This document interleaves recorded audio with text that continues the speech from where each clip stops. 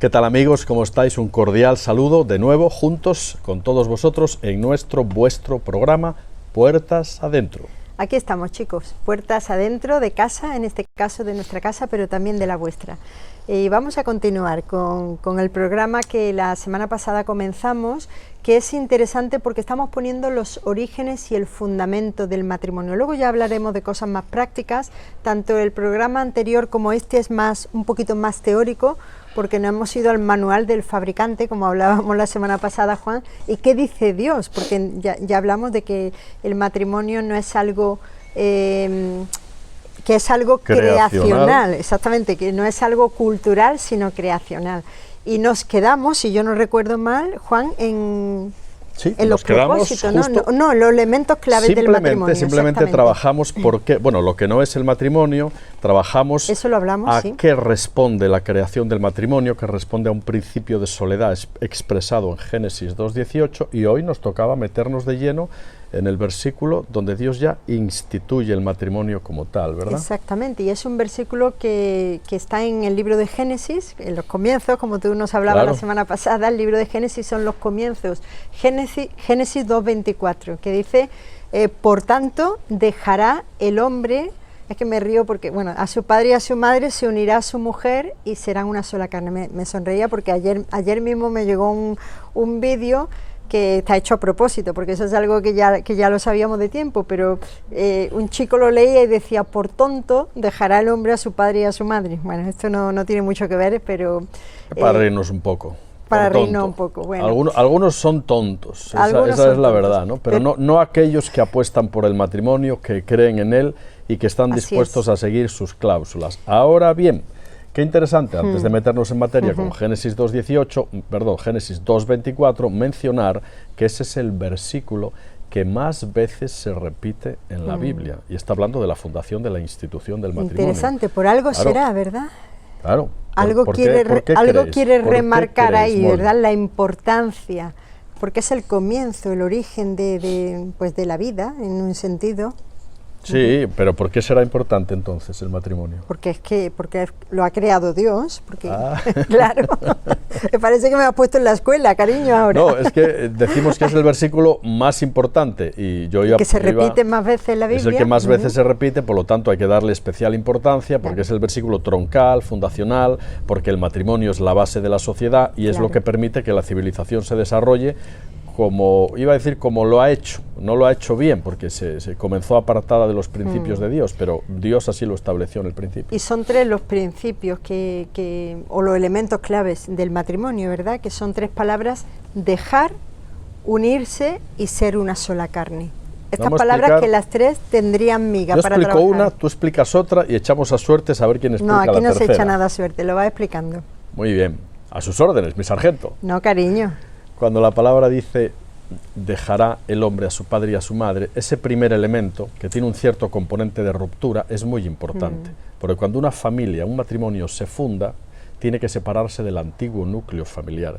Y ahí hay un componente de ruptura: dejará a su padre y a su madre, antiguo núcleo familiar, para pasar a formar uno nuevo. Y hay que romper muchas veces. Y es interesante eso, Juan, de dejar, porque no se trata de que abandonamos a los padres, pero sí es saber poner limitaciones, porque muchos matrimonios y muchos problemas de pareja hoy es porque no se ha sabido cortar bien, como en algún programa anterior hemos dicho, el cordón umbilical con la familia origen. Como tú en algún momento has dicho, el cordón umbilical no se corta, sino que se alarga.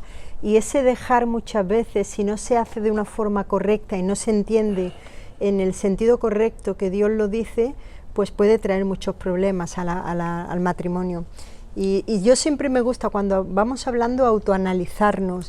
Y en qué sentido nosotros, en este caso, pero también vosotros, cómo se ha hecho esa ruptura, entre comillas lo de ruptura, de dejar el antiguo núcleo familiar. Eso se ha hecho de una forma sana, se ha dejado correctamente, los padres siempre están ahí, hay que honrarlos, hay que estar por ellos, hay que cuidarlos, pero hay que saber poner delimitar los límites para que no nos afecten la relación de pareja. Y luego otro de los elementos claves es unirse a la otra persona. ¿Y cómo podemos explicar esa unidad que Dios pide y en la forma práctica hoy en nuestra vida. Esa palabra en el hebreo, en el original, literalmente alude a cuando uno pega dos hojas de papel, espera que se seque y luego pretende separar ambas hojas. Aquello que fue unido no se puede separar, porque si se separa, parte de uno va a quedar en el otro y viceversa, ¿no? Es decir, ningún matrimonio que se rompe, y lamentablemente se rompen por la sociedad caída en la que vivimos, ningún matrimonio que se rompe lo hace gratuitamente. Eso pasa factura en muchos sentidos. Gracias a Dios hay oportunidades siempre de restaurar.